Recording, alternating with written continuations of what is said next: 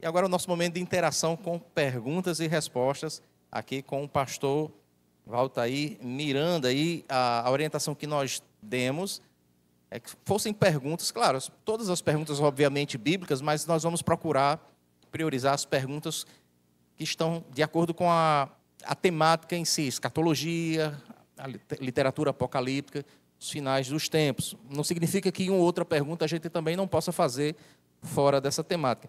E, pastor, todas as perguntas aqui, obviamente, são interessantíssimas, muito bem formuladas, por sinal, mas nós vamos começar aqui com a água no tornozelo e a gente vai subindo aos poucos, na canela, no joelho. Pastor, Beltesazar era o que mesmo do rei da Babilônia? Beltesazar, você está falando do capítulo 5. Capítulo 5 de Daniel é filho do rei. No momento em que acontece aquele evento, ele é co-rei, ele governa com o pai. O pai ainda é rei, mas o pai está passando paulatinamente o governo para ele. Numa situação normal, o filho é co-rei, co-monarca, num momento de transição. O pai está doente, o pai já escolheu quem vai sucedê-lo. Para evitar que os filhos fiquem brigando, ele já define quem é o seu sucessor. Beltesazar, esse personagem, capítulo 5, que vai ver aquela mão na parede, ele é filho do rei. Veja, Nabucodonosor já tinha morrido.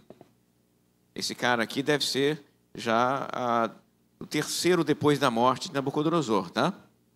Nabucodonosor morreu, vem um outro rei, vem mais um, depois vem esse. Ok. E por falar daquela mão, né, que escreveu aquela mensagem,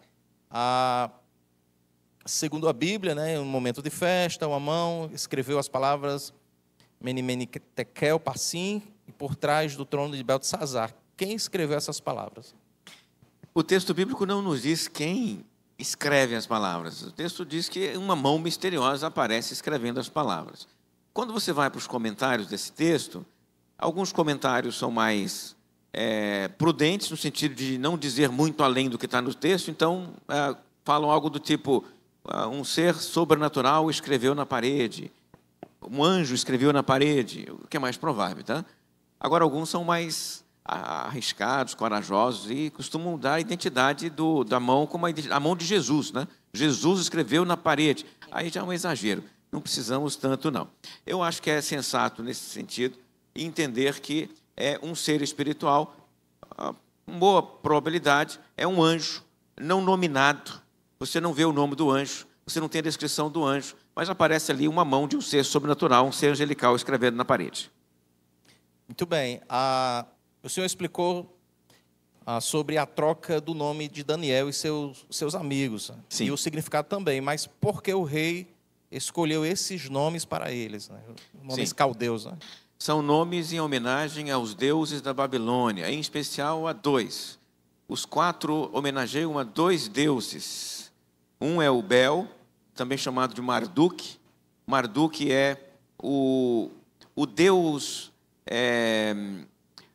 principal do governo de Nabucodonosor. Nabucodonosor adotou Marduk como seu deus principal.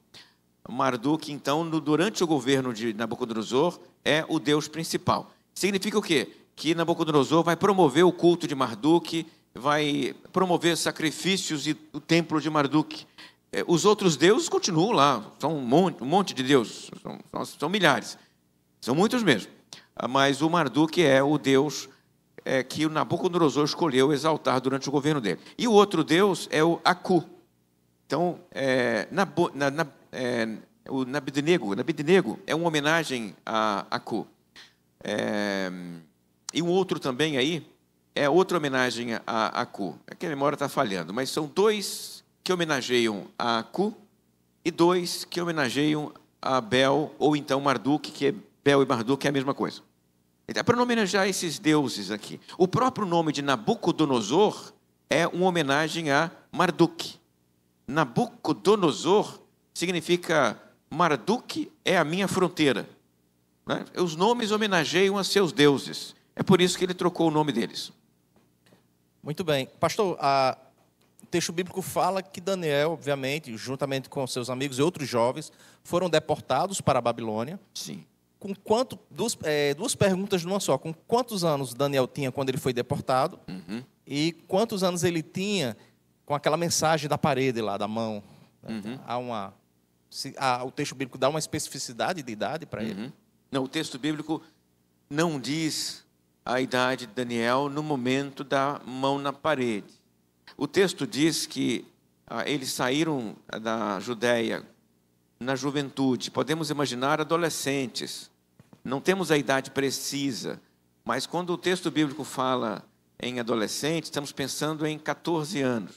Então você vai encontrar em comentários bíblicos, inclusive esta idade, tá? Eles tinham 14 anos quando saíram da Judéia. Nós não estamos dando uma idade precisa, porque o texto bíblico não dá. Mas já ao falar em adolescente, ele está falando em jovens desta idade, 14 anos.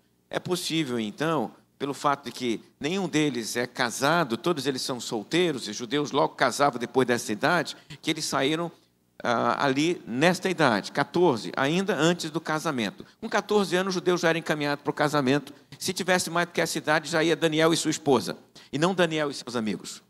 Então, nesse sentido, como é Daniel e seus amigos, são em torno de 14 anos Daniel sai lá da Judéia. Então, aquele capítulo 1, que é o capítulo dele, lá na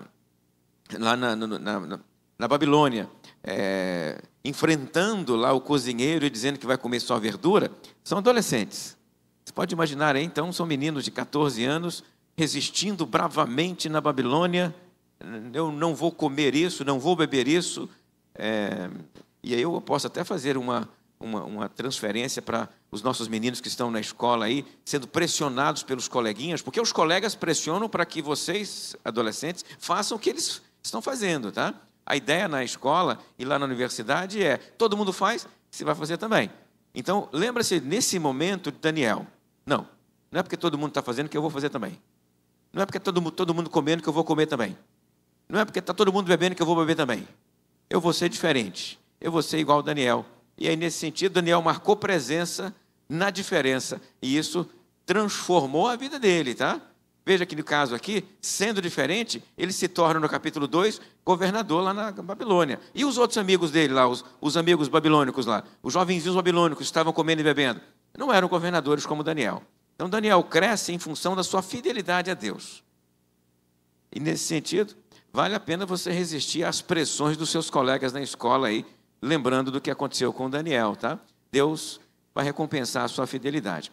Não dá para saber quantos anos ele tinha. O que dá para dizer é que ele atua por 50 anos na Babilônia.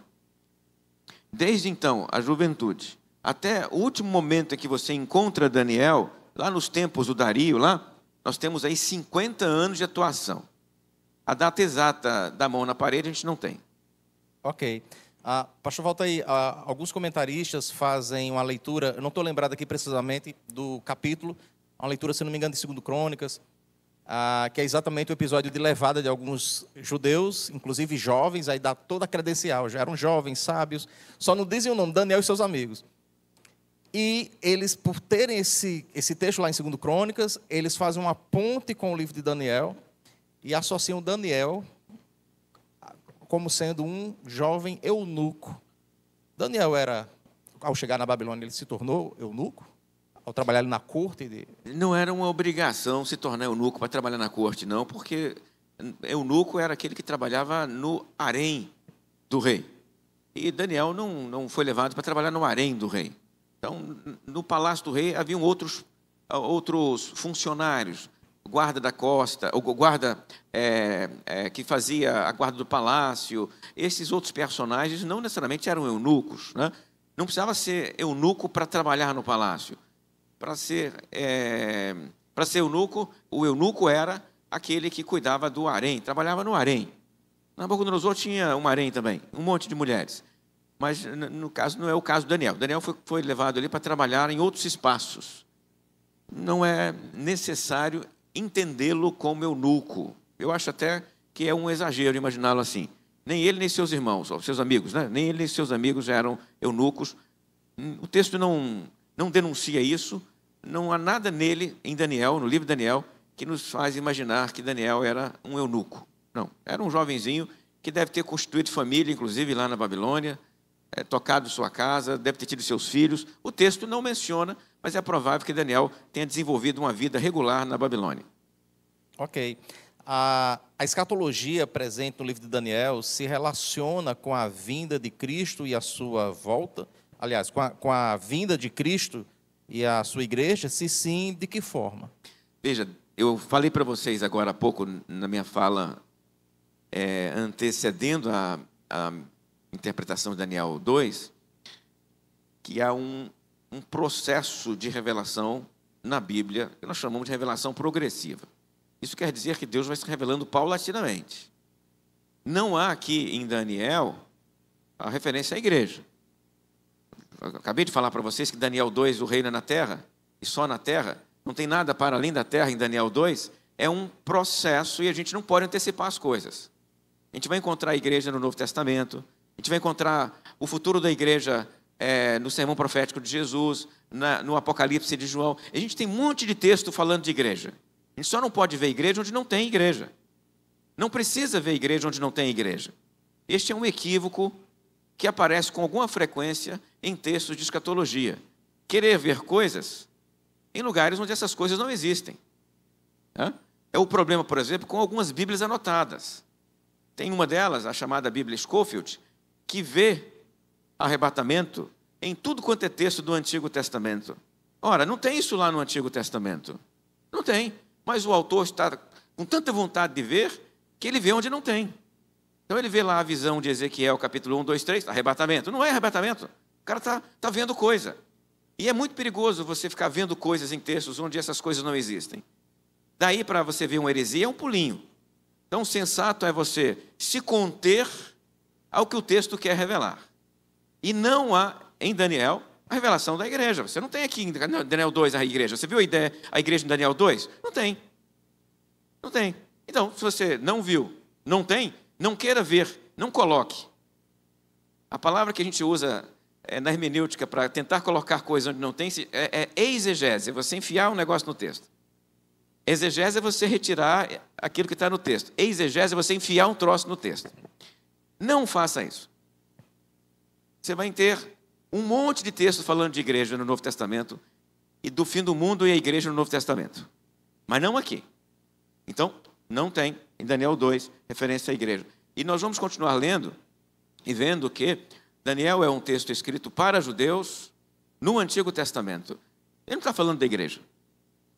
Então, ele fala sobre a salvação do povo dele, são os judeus. Nós vamos entender a revelação de Daniel no contexto em que essa revelação acontece. 500 anos antes do Novo Testamento. Então, a gente colocar coisa no texto que não está ali no texto é um pulinho para nós fazermos a mesma coisa que o Miller fez, fundador da Igreja Adventista do Sétimo Dia. E você sabe o que aconteceu, né?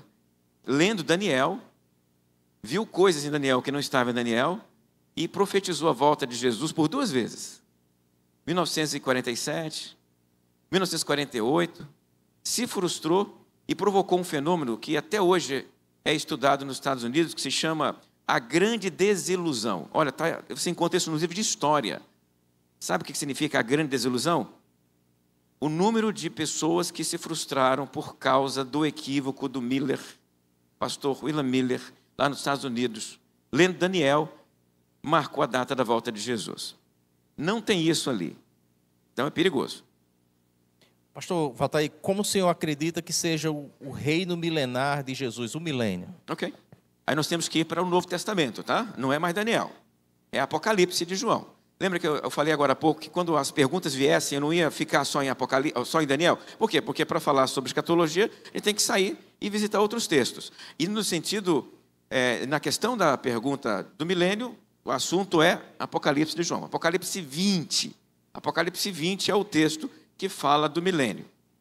Segundo Apocalipse 20, Jesus volta, final do capítulo 19, ele mata as 2 bestas, ressuscita os seus crentes, os seus seguidores, e reina com eles por 1000 anos na terra.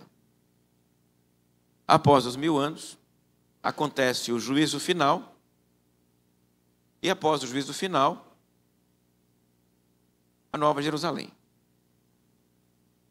A descrição da Nova Jerusalém é a descrição de uma realidade transcendental. A Nova Jerusalém não é nos termos históricos. Não tem tempo na Nova Jerusalém, não tem passagem de tempo. Se não tem passagem de tempo, não tem história. Se não tem história, não tem isso aqui que nós estamos vendo. Ó. Tempo, passagem, dia e noite. Ninguém envelhece. A Nova Jerusalém é uma realidade transcendental. Milênio, não. Milênio é realidade histórica. Tem passagem de tempo. Daí o nome milênio. É milênio porque tem passagem de tempo. Nova Jerusalém não tem passagem de tempo. Então me entenda, a grande diferença entre milênio e Nova Jerusalém é: milênio é história, Nova Jerusalém é fora da história. Nova Jerusalém é transcendental. Isso significa dizer que em algum momento entre o milênio e a Nova Jerusalém acontece o fim do mundo. O fim do mundo se dá onde? No fim do milênio, porque aí você tem o juízo final. O texto diz que os mortos todos vão receber as suas recompensas. Os ímpios ressuscitam e são encaminhados para o lago de fogo. Os santos recebem os galardões e vão para a Nova Jerusalém. É este o relato de Apocalipse. Isso significa dizer que nós temos diante de nós agora um texto que é para se dar, para se realizar na história. De que maneira? Aí nós temos duas principais abordagens desse texto. Uma abordagem que é a abordagem chamada de pré-milenista, que entende que Cristo vem e realmente há uma passagem de tempo dentro da história com Cristo na Terra. Ela é chamada de pré-milenista, essa perspectiva, porque Cristo vem e ele, com os seus santos, passa um tempo na Terra. É chamado de pré-milenismo por causa disso. E a outra perspectiva é a milenista, que entende que o milênio já acontece, já se realiza, porque ele é o período de tempo entre a primeira vinda de Jesus e a segunda vinda de Jesus. É história também, mas é entre a primeira vinda de Jesus e a segunda vinda de Jesus. Neste período se dá o milênio. Então, quando Jesus volta, ele não volta para inaugurar o milênio, ele volta para encerrar o milênio. Ele encerra o milênio, faz o juízo final, e aí sim vem a Nova Jerusalém. Nós temos, então, diante de nós, duas maneiras de entender esse texto. Uma, já estamos vivendo o milênio. A outra, nós vamos viver o milênio. Qual é a perspectiva que eu uso para ler o Apocalipse? A segunda, nós vamos viver o milênio. Essa segunda perspectiva é a que eu adoto ao falar de milênio. Essa perspectiva é a que eu tomei para mim, entendi como aquela que parece fazer mais sentido à luz da exegese de Apocalipse 20. Tá? Mas eu respeito com muita tranquilidade os colegas que têm a perspectiva número 1, que é a perspectiva milenista. Eu entendo. Nesse sentido, não dá para sermos radicais. É preciso admitir que há pessoas que leem a Bíblia com sinceridade e têm uma outra maneira de ver o milênio. E, nesse caso, você tem estas duas possibilidades diante de você.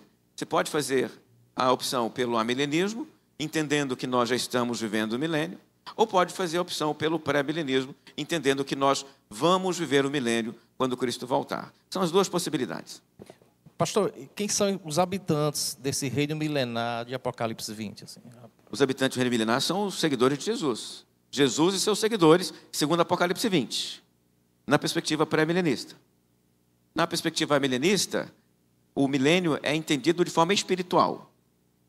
Significa dizer o seguinte, é que no período do milênio, os crentes espiritualmente reinam com Cristo, mas concretamente, materialmente, eles vivem no mundo. Então, nesse sentido, a pergunta, quem são os que vivem com Cristo no milênio? Na hipótese pré-milenista, só os santos. Na hipótese amilenista, as pessoas todas, sendo que os crentes em espírito já reinam com Cristo. Muito bem. Pastor, para onde vamos depois da morte, antes da volta de Cristo? Nós vamos direto para o céu ou para um lugar intermediário? E os que não são de Cristo, para onde vão? Nós estamos falando de uma realidade que a teologia definiu como estado intermediário. Me entendam, não é purgatório, não é purgatório. Purgatório é outra coisa. Também não é limbo, é outra coisa. Tá? Estado intermediário é um conceito que surgiu por causa de quê? Pela perspectiva de que Cristo vai voltar na história. Ou seja, temos que imaginar, se nós vamos aceitar as profecias do Novo Testamento, que ele vai em algum momento voltar para terminar a história. Ele vai em algum momento voltar para dentro dela. Não vai ser uma volta espiritual ou individual para cada pessoa. Não. As profecias falam de uma volta concreta de Jesus.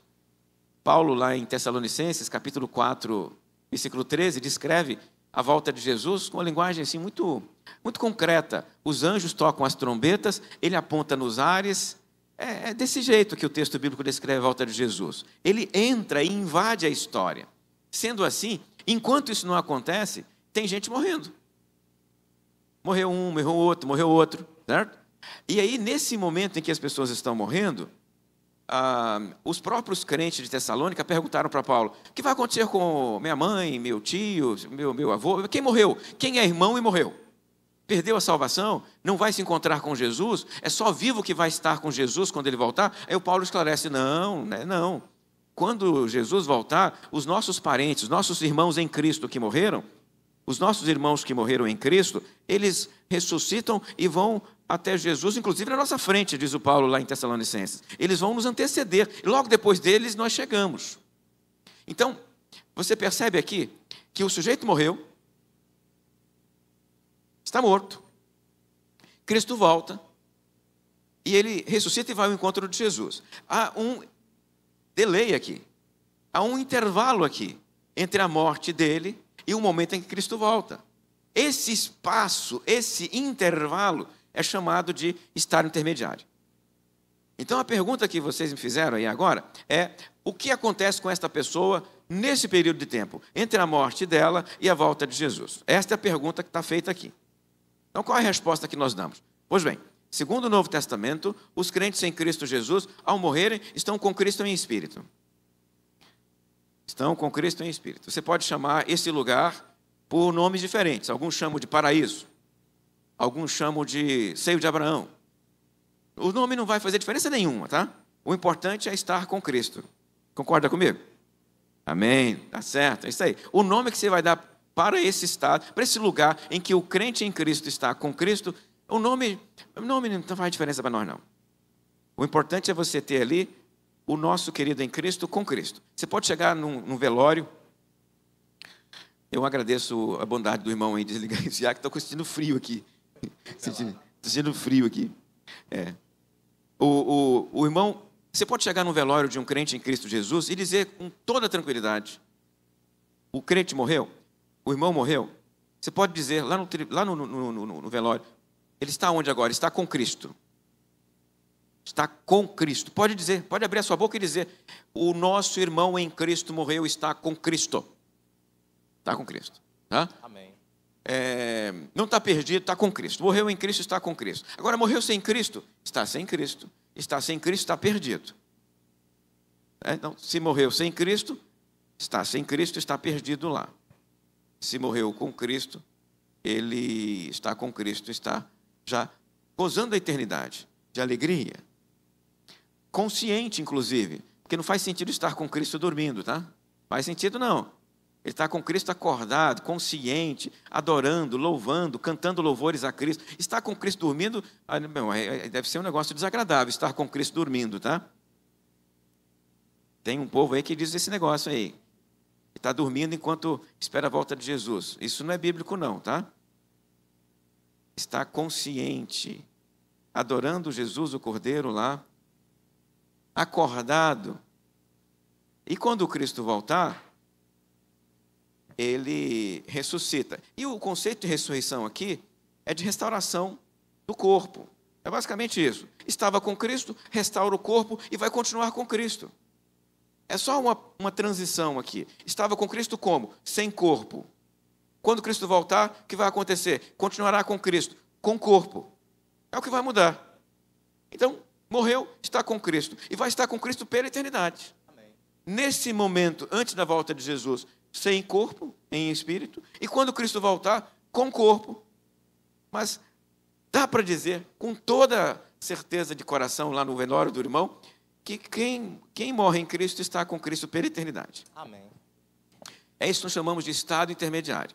É intermediário por quê? Porque está lá em espírito, e quando Cristo voltar, recupera o corpo ressuscita, e estará a partir desse momento também com Cristo, mas com corpo. E o fato de que vai mudar sem corpo, com corpo, é o que faz com que o estado seja chamado de estado intermediário. É só isso. É a única diferença. O resto estará com Cristo neste momento e depois também. Pastor Walter, aí duas perguntas numa só, porque tem a ver com o mesmo contexto. Uhum. Considerando aqui na perspectiva do cristão, do crente, né? Considerando que uns morrem velhos, outros jovens, outros ainda morrem bebês, como seremos no novo céu e na nova terra? Qual será a idade do cristão lá na glória celestial? É a primeira pergunta. E a segunda é, lá nós lembraremos, sentiremos saudades dos nossos entes queridos aqui da terra? Uhum. Essas duas perguntas que vocês me fizeram são perguntas difíceis. O texto bíblico não fala destas coisas com clareza. Então, para responder a perguntas como esta, nós precisamos trabalhar por dedução de princípios bíblicos. Ou seja, a gente olha para os textos e se pergunta, esse texto apontaria para que lugar, para o quê, para que situação? É uma área também da teologia, né? Essa teologia dedutiva, que não pode ser transformada em um verbete doutrinário. Tem que crer assim. Não, porque, de repente, como nós estamos trabalhando com dedução teológica, é uma área que extrapola aquilo que nós temos na nossa frente com clareza. Há coisas que nós podemos afirmar com clareza e há coisas que a gente não consegue dizer com tanta clareza assim. Mas eu não fujo dessa resposta, não. Não dessa aqui pergunta, não, perdão. Eu gosto de pensar sobre este assunto. Eu acho que os textos bíblicos me dão elementos para pensar sobre isso. Tá? Eles me mostram as pessoas após a morte, adorando a Deus, todas do mesmo jeito. Não há diferença de estatura dos textos bíblicos que apresentam, em especial no Apocalipse, as pessoas que já morreram. Não tem descrição de diferença de idade após a morte. Elas terão todas a mesma idade. Os textos que apresentam e descrevem as pessoas após a morte, eles apresentam todas do mesmo jeito. Então não há diferença de idade. Por quê? Porque não há passagem de tempo. Mas não apenas por isso. Porque nesse momento do estado intermediário, por exemplo, as pessoas estão lá em espírito. Então, qual é o tamanho do espírito? É bebê? Tem espírito bebê? Tem espírito idoso? Não faz muito sentido pensar nisso. Isso tem a ver com o corpo, que cresce e se desenvolve. Não é? Se você está lá com Cristo em espírito, não dá para imaginar que tem um espírito de bebê ou um espírito de idoso, como se fossem situações diferentes no céu. E imaginar que há no céu, nesse momento com Cristo, espaço para desenvolvimento, um bebê, por exemplo, é imaginar um lugar incompleto, um lugar de trânsito igualzinho o nosso aqui, ó. Porque está lá o espírito bebê, que vai crescer e se transformar num espírito adolescente, que deve ser um espírito bem difícil lá no céu. Se é na terra, imagina no céu. Espírito de adolescente, imaginou? Rapaz, vamos colocar os 4 anjos poderosos para cuidar dos espíritos adolescentes no céu. O Miguel, o Gabriel, o Rafael, o Uriel vão ser os cuidadores desses adolescentes. Depois vira espírito jovem. Depois vira espírito idoso. É assim que funciona no céu? Tem envelhecimento no céu? Eu acho que não faz sentido pensar nisso. Esse conceito não está aqui do outro lado. Ele está do lado de cá. Esse conceito pertence ao lado de cá, não ao lado de lá. Me acompanha aqui. Eu estou trabalhando por dedução com vocês, tá? Então, se não faz sentido pensar em espírito de adolescente, espírito de criança, espírito de idoso, porque há apenas o conceito de em espírito com Cristo, nós podemos imaginar que todos teremos a mesma idade espiritual. Ok, aí vamos dar um passo aqui e perguntar, que idade espiritual é essa? Vamos olhar para o processo de criação de Deus, quando Deus criou Adão. Deus criou Adão numa idade já de relacionamento, a ponto de, logo depois dele criar Adão, criar Eva e mandar ele se relacionar com Eva e fazer filhos. Dizer, casa aqui, meu filho, vai encher e multiplicar a terra. Então, ele não criou Adão bebê. Não tinha berçário no Jardim do Éden. Criou Adão já numa idade que eu chamaria de a idade da maturidade. Para ele olhar para Adão e dizer, é perfeito, não tem espaço para desenvolvimento naquele Adão antes do pecado. Ele criou Adão e olhou para Adão e disse assim, eis que é muito bom, está bom demais aqui, o que eu fiz está perfeito. Para Deus dizer que está perfeito, não cabe desenvolvimento. Me acompanhou até aqui? Porque se couber desenvolvimento, não está perfeito ainda. Não está perfeito ainda. Se cabe desenvolvimento, não está perfeito. Então, se Deus criou e disse, está muito bom o que eu criei, é que ele criou top. Adão foi criado de um jeito que a avaliação divina está perfeito. Passou num padrão de qualidade. Eva foi criada perfeita, passou no padrão de qualidade. Então, não pode caber desenvolvimento. Não foi criado bebê, não. Também não foi criado adolescente, não. A idade da maturidade. Aí nós vamos chutar um pouquinho aqui, tá? Chutar. Aí é chute nosso. Que idade é essa? Meus irmãos, que idade? Idade da maturidade? A idade de Jesus, quando ele começou o ministério dele. É um chute meu. Esse caso é um chute meu mesmo. Eu olho para Jesus assim, Jesus se preparando, depois ele começa o ministério. Ele começou o ministério com quantos anos? 30 anos. Então, me permita dizer que a idade de Jesus, quando ele começa o seu ministério, é a idade da maturidade. É a idade da plenitude. Então, os 30 anos. O seu jeito está perfeito, no top. Né? Chegou no topo. Depois dali, ele começou a declinar. Até ali, ele está se desenvolvendo, ele está crescendo, né? Ele está em processo de amadurece o negócio, cresce o negócio e tal, fase de crescimento e tal. Aí chegou nos 30, é o auge, é o topo das emoções, o topo do corpo, o topo de tudo. 30. É uma elucubração minha aqui, tá certo? A idade de Jesus, quando ele começa o ministério dele, eu arriscaria dizer, é a idade de Adão, quando Deus criou Adão. Não é à toa que o Paulo vai dizer que Jesus é o segundo Adão. Ele diz isso várias vezes nas cartas dele. O segundo Adão, é o novo Adão. Ok, se Adão foi criado então, com 30 anos. Eva foi criado com 30 anos. Jesus começou o ministério dele com 30 anos. 30 anos deve ser a idade então da plenitude. Certo? Meus irmãos, isso aí é uma dedução. Não está escrito não, tá? Eu quero que você entenda isso. Você me fez a pergunta, eu estou respondendo a pergunta, mas entendendo que essa fala minha é uma fala por meio de dedução. Não está escrito. Você pode acompanhá-lo ou não, mas eu acho que faz sentido, tá? Então, quando morreu bebê, está lá com 30. Morreu idoso, está lá com 30. Porque o mesmo raciocínio que eu fiz com o bebê dá para fazer com o idoso também. Segundo o próprio texto bíblico, a partir de uma certa idade, a canseira é enfado, correto? Não é a Bíblia que diz isso? É a Bíblia que diz, mesmo, sou eu não.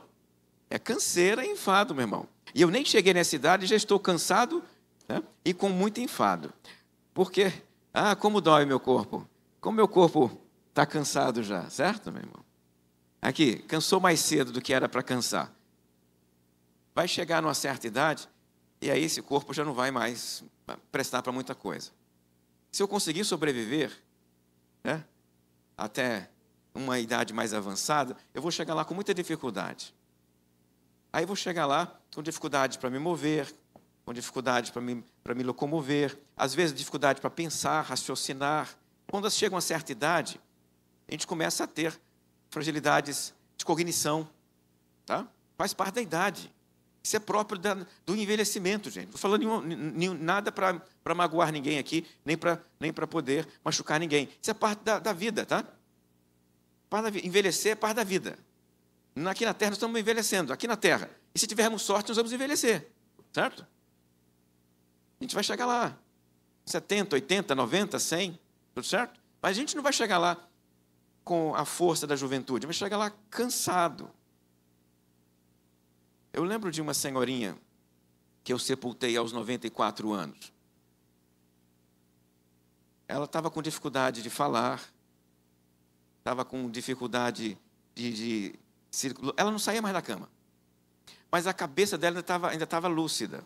Mas o corpo dela já não acompanhava mais. Imagina uma cabeça lúcida num corpo que não acompanha. O desespero dela. Na cama ali. Querendo falar, não conseguia. Querendo sair da cama, não consegue. Olha o desespero dela.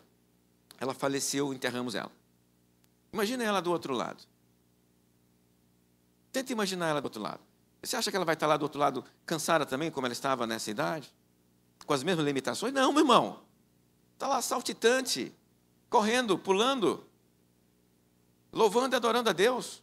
Coisa que ela não conseguia mais fazer aqui, do lado de cá. Lá ela vai estar fazendo isso com toda a força. Então, aquilo que eu disse sobre o bebê, eu tenho que dizer também sobre a irmãzinha lá. A idade de Jesus, 30 anos. Certo? Chegou do outro lado com 30. Espera aí, vou chegar, tá lá, chega lá. Aí chegou do outro lado com 30. Isso quer dizer o quê? Quer dizer que o corpo já não vai... Veja só. Se você viu um bebezinho morrendo, você vai reconhecê-lo do outro lado? Se você vê um idoso de 94 anos falecendo, como é que você vai ver esse idoso com 30? Se você não tem fotografia dele com 30, você não sabe como é que ele era com 30. Então, o tipo de reconhecimento que nós teremos no céu é um reconhecimento que não leva em conta corpo, aparência. É espiritual. É conhecimento espiritual. Porque num espaço onde as pessoas, os seres, estarão lá, diferentes do que estavam aqui, você não vai reconhecer as pessoas pela aparência. Não vai, não. Não vai. Então, o reconhecimento é um reconhecimento espiritual. E aí eu entendo que nós estamos falando de discernimento mesmo. Não pela aparência. Um bebezinho. Eu sepultei um bebê de 2 meses de idade, quando era pastor. E disse para os pais dele que eles iriam encontrar o filho no céu.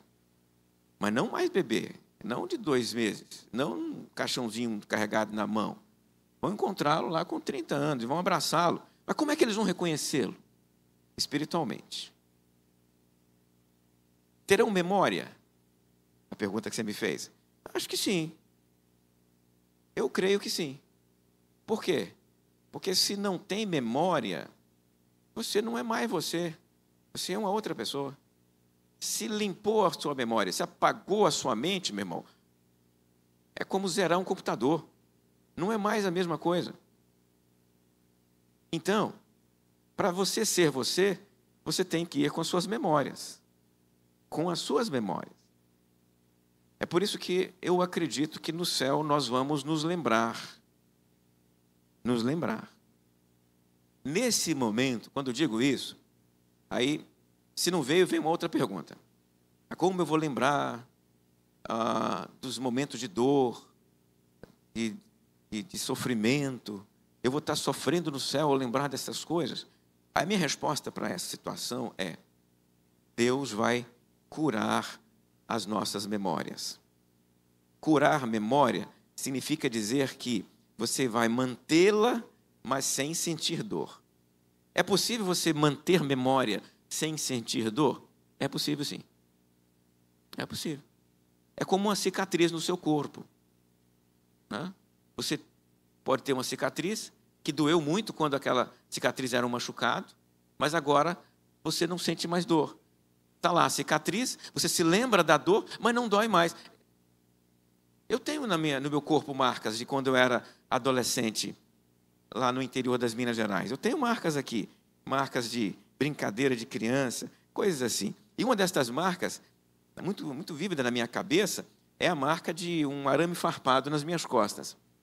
Correndo no pasto lá da minha avó, brincando no pasto, um boi veio atrás da gente, eu e meu primo, E a única maneira de escapar do boi era pulando debaixo do arame farpado, né? E eu e ele correndo da vaca, do boi, e aí o arame farpado na nossa frente. Mergulhamos os dois no arame farpado. Só que eu saí do outro lado com um pedaço a menos de costas, porque o outro ficou no arame farpado. Cheguei na casa da minha avó, chorando com as costas rasgadas pelo arame farpado. Ainda apanhei ainda. Apanhei. Vai brincar com o boi? Não estava brincando, vó. Ela jogou sal nas minhas costas, rapaz. Minha avó é na roça, o remédio dela, sal. Vamos curar esse negócio aqui. Jogou sal lá. Rapaz, como doeu. Ainda lembro da dor. Eu lembro, mas que dói, não dói mais. Eu lembro da dor, mas não dói mais. Está aqui, a cicatriz aqui. O buraquinho está aqui, ó. Mas não dói mais. Deus pode curar suas memórias, meu irmão. Deus pode curar essas memórias de dor e sofrimento, todas elas. Essas memórias de violência, essas memórias de trauma. Deus pode curar isso tudo. Você vai manter isso porque isso te constitui. Isso faz você ser quem você é. Mas Ele vai curar isso para que você, mantendo isso, não sofra com isso. Então não precisamos abrir mão das memórias para estarmos felizes no céu. Porque o que acontece normalmente, em casos assim, é o que as pessoas dizem: não, eu não quero lembrar de nada porque a minha vida foi de muito sofrimento. Mas, meu irmão, se apagar a sua memória, você não vai ser mais você, vai ser outra pessoa lá no céu. Não precisa abrir mão da memória para ser feliz. Deixa Deus curar a memória. Deus vai curar e você vai ser você mesmo, lembrando de tudo que você vivenciou aqui nessa terra, aqui, inclusive esses momentos de dificuldade, só que sem sentir dor nenhuma. Então, eu creio, por dedução, né, pelo que eu falei com vocês aqui, já que não tem texto explícito a respeito desse assunto, eu creio que nós vamos manter a memória lá na eternidade, lembrando de que quem nós somos, o que nós vivemos e fizemos na terra, com memórias curadas, e lembrando das pessoas que nós encontramos pela eternidade. Vamos abraçar nossos entes queridos lá, reconhecendo-os espiritualmente, já que eles não se parecerão como se pareciam aqui. Amém. Pessoal, pastor, volta aí. Enquanto o senhor bebe um pouquinho d'água, descansa um pouquinho a garganta, eu queria convidar aqui o irmão Ismael Nobre. Ele vai estar fazendo agora, apresentando umas literaturas da nossa livraria PV e também fazendo aqui um sorteio de brindes para os nossos inscritos, né? Ele vai apresentar os livros e eu sei que você já está em oração e ele vai estar fazendo esse sorteio.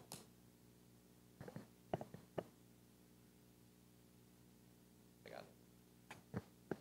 Boa tarde, meus irmãos. Vamos sortear aqui um livro do J.C. Ryle sobre adoração, um livrinho pequeno, Princípios da Adoração. Estes são os últimos dias do R6 Pro. É de uma série de livros com perguntas bem básicas, né? Tem um livrinho que é assim: o que é arrependimento, né? É uma sériezinha bem didática. Esse livro do John Piper, Plena Satisfação em Deus, ele foi lançado recente, inclusive o pessoal que participou do Consciência Cristã ganhou ele. E nós temos aqui um livro da Vida Nova, daquela série 9 Marcas. 9 Marcas não, aliás, série Estudando a Palavra, que nesse caso é sobre Daniel, que é o nosso tema desse encontro. E as pessoas sorteadas, já vai aparecer aqui? Muito bem, é ao vivo aqui, ó. Vai sortear agora, na mãozinha, pode clicar. Joelma Martins foi a primeira. Muito bem, Joelma, venha pegar seu livro. Quem é próximo sorteio? Deixa ela escolher, ela é a primeira, deixa ela escolher. Próximo sorteio. Sortear de novo. Silvio, né? Silvio Moreira da Silva Neto. Silvio. O Silvio. Foi o primeiro cliente da livraria. Foi sorteado. Ele vai escolher um livro agora. Vamos sortear mais 2. Quem foi o próximo? Caio Felipe Rodrigues Barbosa. Caio, ali. Também, meus irmãos, mais um. Francisco Carlos. Francisco Carlos. Muito bem, meus irmãos, sem demora, até 5h30.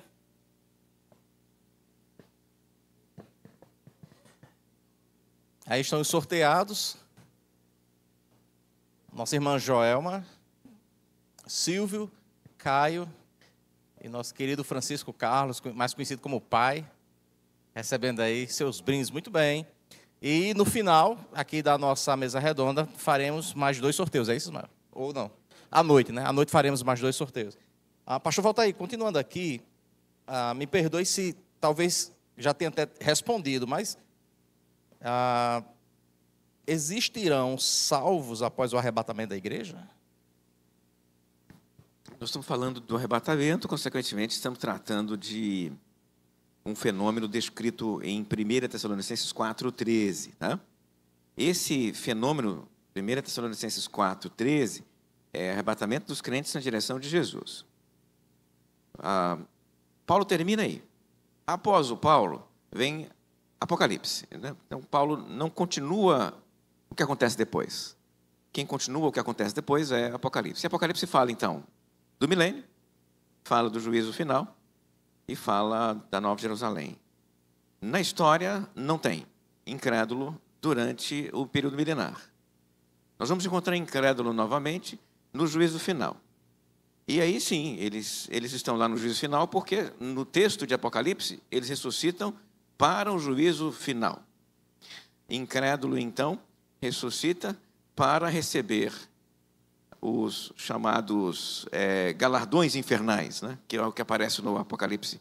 Os livros são abertos, e depois dos livros abertos, as suas obras serem reveladas, eles são lançados no lago de fogo.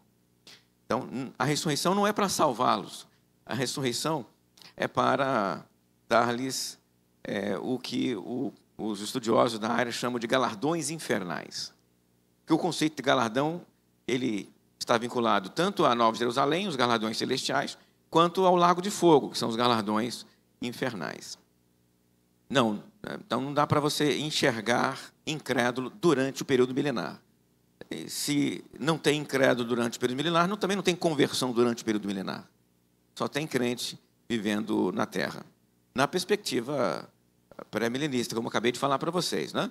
Se nós vamos trabalhar na lógica milenista, os incrédulos estão, durante o período milenar, andando e caminhando aqui com a igreja. Nessa perspectiva, Cristo volta, e aí, após a volta de Jesus, já é o juízo final. Então, não tem também conversão após a volta de Jesus. Por quê? Porque, na perspectiva, tanto de uma corrente quanto da outra, não é possível se converter depois que Jesus voltar.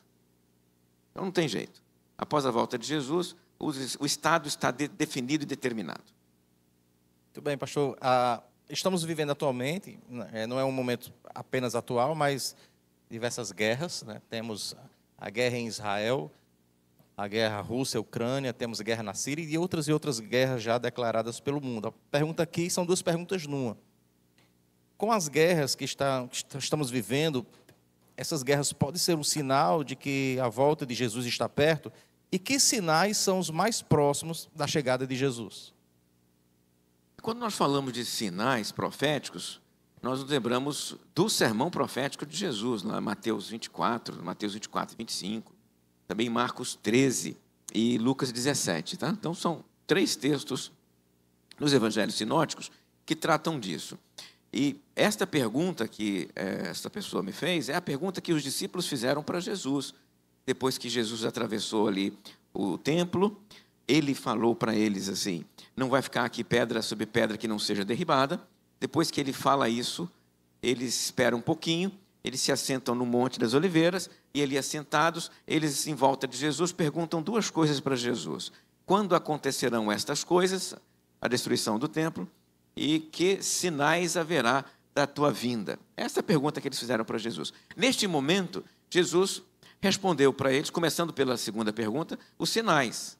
Ele fala dos sinais primeiro. Então ele começa a falar lá, haverá guerras, rumores de guerras, aumento da apostasia, a acentuação da perseguição, aparecimentos de anticristos. E ele vai citando os sinais, mas veja só, ele não define os sinais como um mapa. Em nenhum momento ele faz isso. Porque ele chega a dizer que não compete a nós, isso está escrito lá no início do livro de Atos, não compete a nós saber os tempos e as épocas. Os sinais não servem para isso. Então, se o sinal não serve para isso, para que o sinal serve? O sinal serve para demonstrar que está se aproximando. E só isso. O sinal tem apenas um papel, servir para indicar para os crentes que está se aproximando, no gerúndio, se aproximando, se aproximando. Mas falta quanto? Não dá para saber. Não há na lista dos sinais um deles que me diga quanto tempo falta. Não há. Então, para que serve o sinal, pastor? Para dizer que está próximo. Isso dá para dizer para os irmãos. Está próximo, está se aproximando. Está próximo, está se aproximando. Tem algum sinal para apontar quanto tempo falta? Não tem. Porque se eu dissesse algo parecido, eu estaria indo contra o próprio mandamento de Jesus. Não compete a nós saber os tempos e as épocas. No sermão profético mesmo, ele diz que ninguém na terra sabe.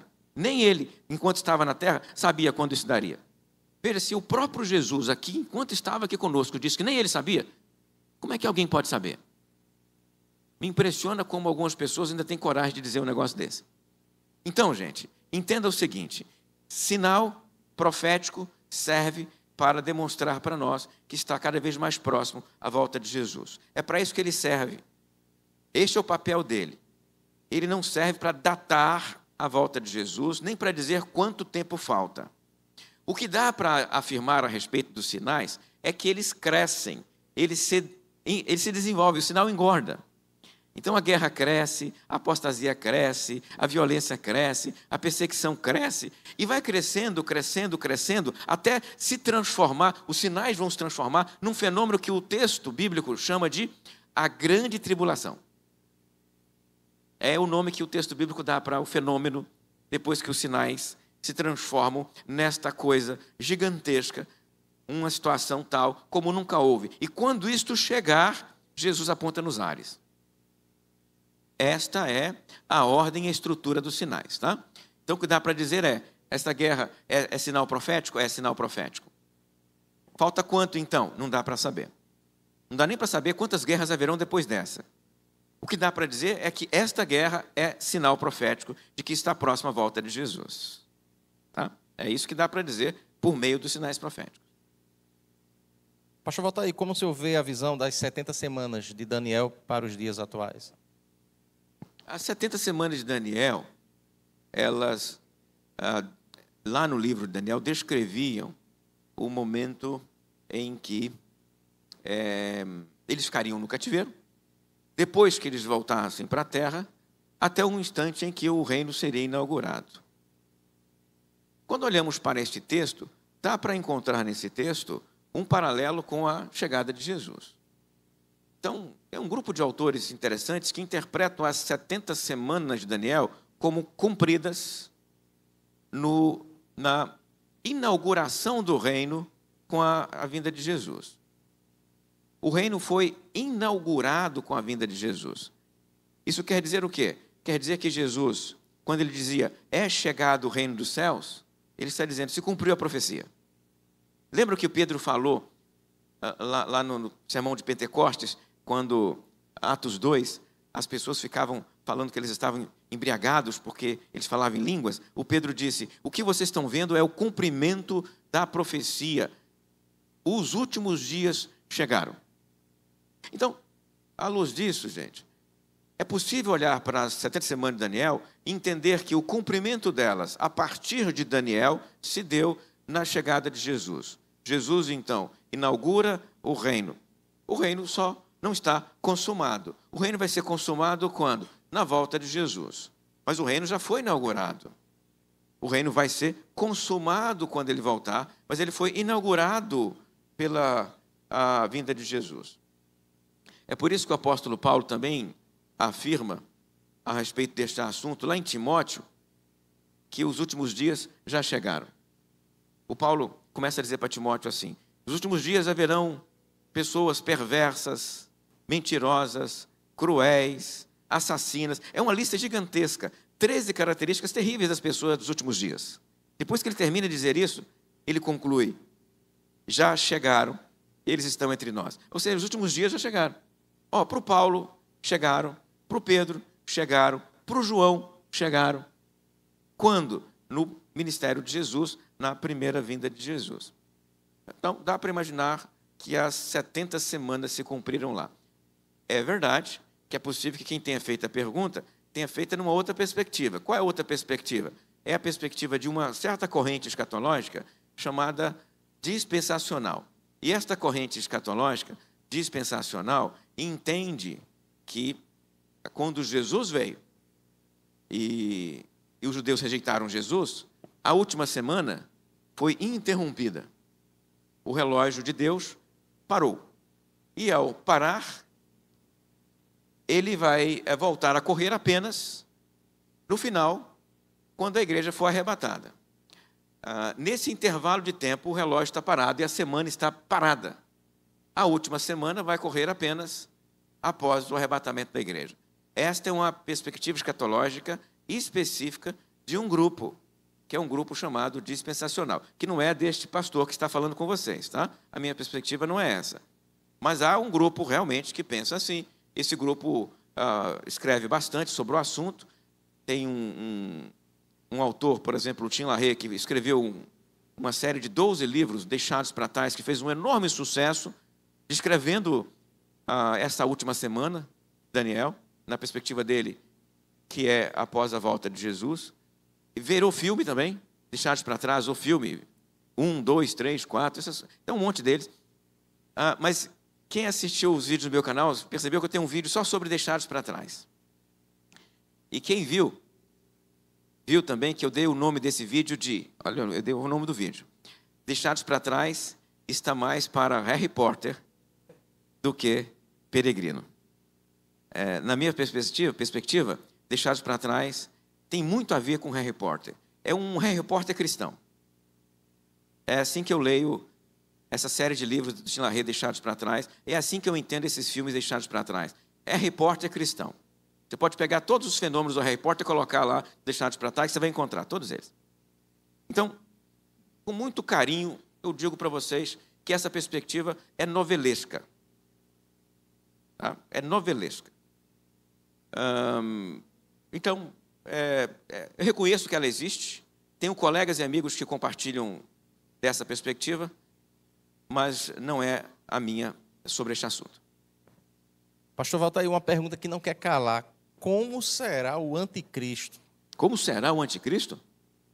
Pergunta aqui, como será o anticristo? Como será o anticristo? Será um sujeito arrogante, presunçoso, que vai se imaginar Deus na terra e que vai perseguir o povo de Deus de graça, gratuitamente, no final dos tempos. Dá para dar a identidade étnica dele? Dá não. Ele pode ser russo, americano, Coreia do Norte, pode ser brasileiro, pode ser argentino, pode ser de qualquer nacionalidade. Não dá para dizer a nacionalidade do anticristo. Pode ser filipino, pode ser de qualquer nacionalidade. O que dá para dizer sobre ele é o que a Bíblia diz. Arrogante, presunçoso, é o chifrinho de Daniel. Daniel fala dele, diz que ele é um chifre presunçoso que fala blasfêmias. O Paulo diz que ele é o homem da iniquidade, que acha que é Deus, que odeia o povo de Deus, que persegue o povo de Deus. Essa é a principal característica do anticristo, é o perseguidor, é aquele que faz a perseguição. E talvez o principal papel dele, na minha perspectiva, é anteceder a volta de Jesus. Quando ele aparecer, Jesus está apontando nos ares. Se ele já foi cristão, não dá para dizer. É possível. Veja, tem um falso profeta, né, que se diz um Cristo, né? Mas não é preciso, não é preciso imaginar que ele foi cristão e agora é o anticristo.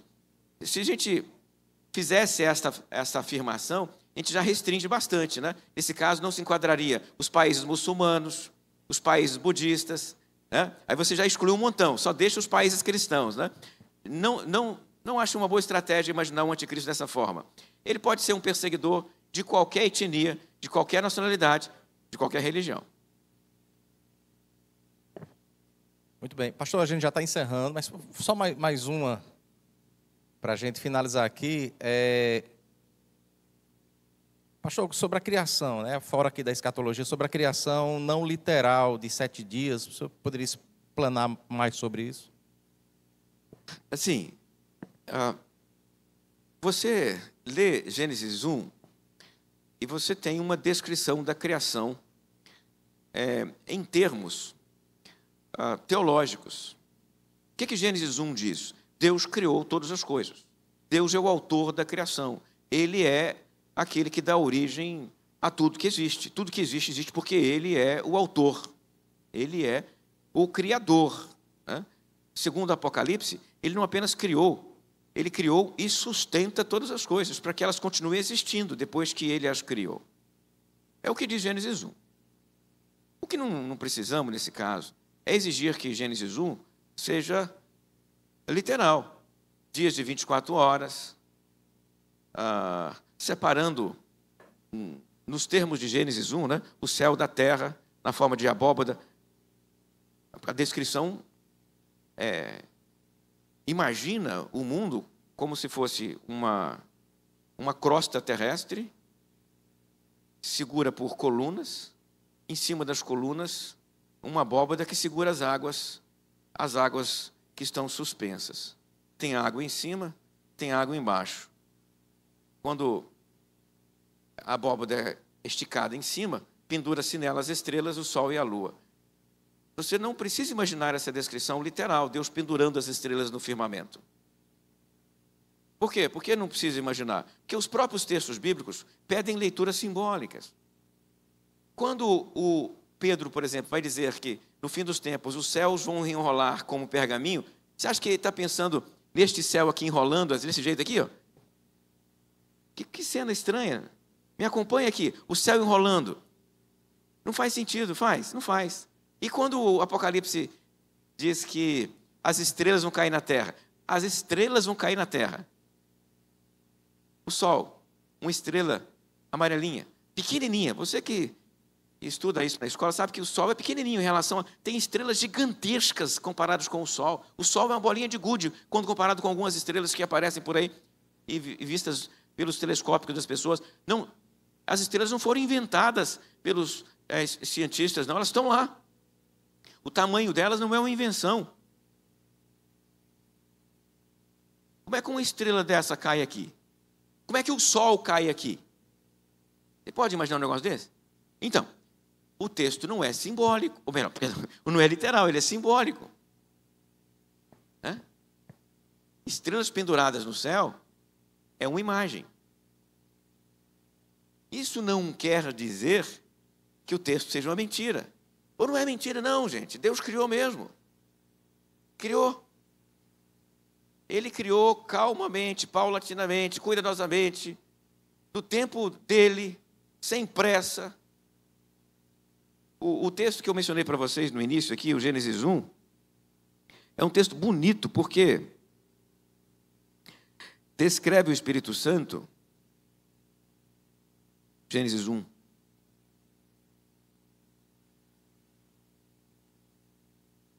O princípio criou Deus os céus e a terra. A terra estava sem forma e vazia. A terra sem forma e vazia. Consegue imaginar o que é isso? Desenformada. Né? Havia trevas sobre a face do abismo. O que é isso aqui? Imagina isso aqui, tenta imaginar isso com a sua cabeça. Trevas sobre a face do abismo. É abismo e tem trevas. E o Espírito de Deus pairava sobre as águas. Imagina o que é isso. O Espírito de Deus pairando sobre as águas. Por quanto tempo ele pairou sobre as águas? Por quanto tempo? Você percebe que aqui não tem cláusula temporal? Não tem. Não há nada aqui que diga, tem que ser em 24 horas. Deus fez em 7 dias de 24 horas, porque está escrito que é 7 dias de 24 horas, tem que ser, porque senão a Bíblia está mentindo. Não é assim que funciona a Bíblia. Você precisa entender que há textos que pedem leituras simbólicas. Como aquele texto do Apocalipse que diz que lá na Nova Jerusalém vai ter rua de ouro. Não precisa imaginar que é ouro de 24 quilates, correto? Você entende com esse texto que será um lugar lindo e maravilhoso, a tal ponto de o texto dizer que a rua é de ouro. Agora, tem que ser ouro de verdade? Igualzinho o ouro da sua aliança? Não faz sentido um negócio desse, não é? Então, não são 7 dias de 24 horas. Neste sentido, não precisa brigar com os livros da escola, quando o assunto é criação. Não tem que ficar brigando com o seu professor de biologia quando ele for falar sobre criação. Não tem que ficar batendo boca com gente na escola. Não tem. Essa discussão é irrelevante. Essa discussão não vai a lugar nenhum. O que o cientista está dizendo é a forma como as coisas apareceram. Mas o cientista não pode dizer quem é o autor das coisas que apareceram. Quem diz quem é o autor é a Bíblia. E ele não pode negar isso. O cientista não consegue negar isso. Ele só consegue chegar até certo ponto. Dali para lá, ele não consegue dizer. Veja os caras que trabalham, por exemplo, essa lógica de criação longa que nós estamos falando aqui. Eu falei para vocês entre 13 e 20 bilhões de anos no universo, correto? Pega esses caras que trabalham isso. Eles dizem em que momento foram aparecendo as estrelas, e isso aconteceu, e aquilo mais. Eles não conseguem retirar Deus do circuito. Não dá para você... não dá para esse cara chegar e dizer, não, é impossível Deus existir. Eles não conseguem dizer isso, sabe por quê? Porque pela ciência não se nega a autoria divina. A ciência só consegue dizer que as coisas se deram desta forma. E não é este o papel da Bíblia. Não é o seu livro de ciência. Tá certo, gente? É neste sentido que a gente pode entender que a Bíblia é plenamente verdade em Gênesis 1. E os nossos livros de história, quando falam da criação, sei lá, talvez tenham razão, talvez não tenham, porque os caras ficam mudando esses livros de história com alguma frequência. Mas o que eles dizem não nega a Bíblia, que Deus é o autor da criação. Deus é o autor da criação. É Ele que criou todas as coisas. Isso dá para dizer por Gênesis 1. A forma como Ele fez, meu irmão, eu me contento em saber que Ele é o Criador. Tá bom? Amém.